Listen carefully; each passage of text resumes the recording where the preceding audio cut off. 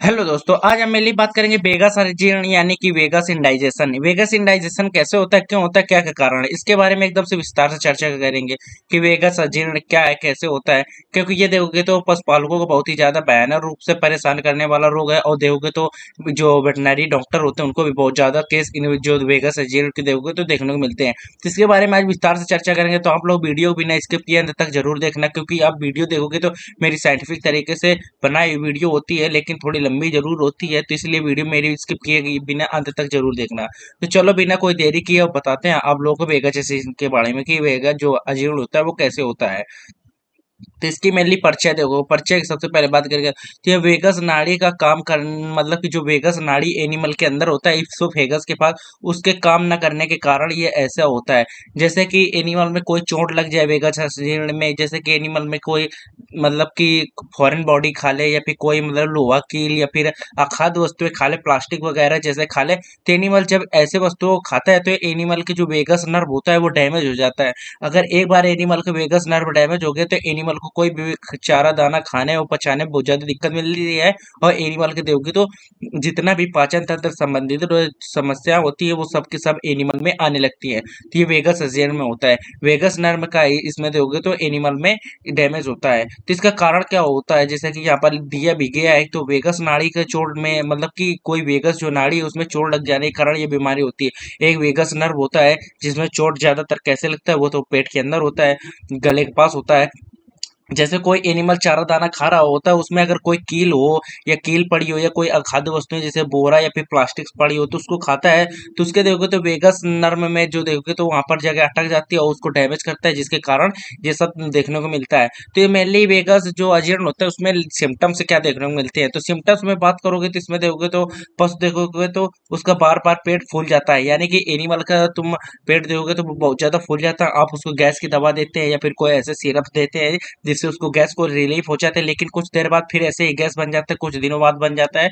तो वो देखोगे तो जनरली वेगस इंडाइजेशन में आप लोगों को देखने को मिलता है। उसके साथ में देखोगे तो इसमें पेट फूलने की क्रिया जो देखोगे तो उसमें चारा दाना खाने के तुरंत बाद देखने को मिलती है। यानी एनिमल जैसे ही चारा दाना खाता है तो उसके खाने के तुरंत बाद ही ये सिम्टम्स आप लोगों को देखने को मिलता है, क्योंकि ये आपके एनिमल में बहुत ही ज्यादा भयानक रूप से परेशान करने वाला रोग है। यानी कि कोई भी एनिमल फॉरेन बॉडी खा ले और एनिमल के इसोफेगस में जाकर फंस जाए और वेगस नर्व को इंडाइजेशन कर दे, उसमें कोई इंजरी कर दे, जिसके कारण एनिमल भी देखोगे तो कोई भी चारा दाना पचा नहीं पाता है, और पशु को देखोगे तो पेट जो देखोगे तो पेट बार बार फूलता है। आप कोई गैस की दवा देते हैं या फिर कोई ऐसी मेडिसिन से देते हैं जिससे एनिमल को गैस से रिलीफ मिलता है, लेकिन एनिमल कुछ देर बाद मतलब कि उसके फिर गैस बन जाता है।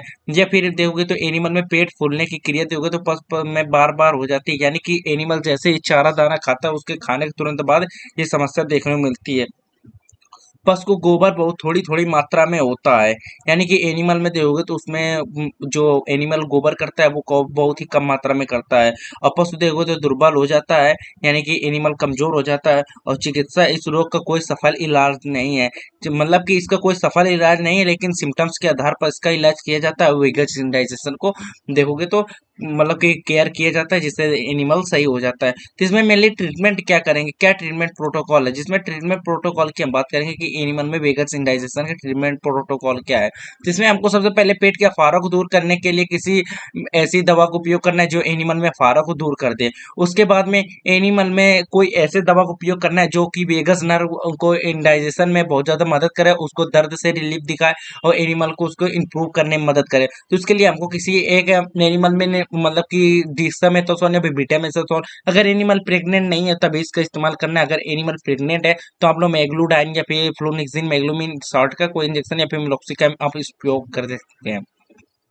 और जो नर्वाइन टॉनिक होते हैं उनमें से किसी एक को उपयोग करना है जो कि नर्वस सिम्टम्स से हम लोग को एनिमल को बचाता है। उसके बाद में आप लोग किसी एक एंटाहिस्टामिनिक दवा का उपयोग करना है। एंटाहिस्टामिनिक दवा में आप किसी प्रकार के सीपीएम इंजेक्शन का उपयोग कर सकते हैं जो एनिमल में आपको एलर्जी रिएक्शन से बचाने में मदद करेगा।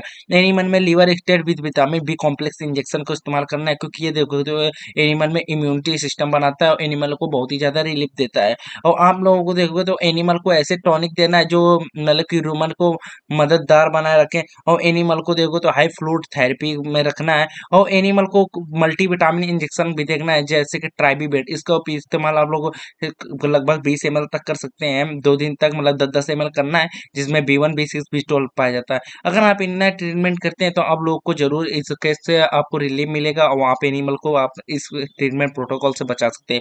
तो ये जानकारी जो दिया है मैंने आप लोगों को, बहुत ही अच्छी जानकारी दिया है। तो आप लोग को अगर वीडियो पसंद आए तो वीडियो को देखोगे तो लाइक करें, और चैनल को जो देखोगे तो नए नए हैं तो सब्सक्राइब जरूर करें। तो आज के लिए इतनी जानकारी थी। जय हिंद, जय भारत।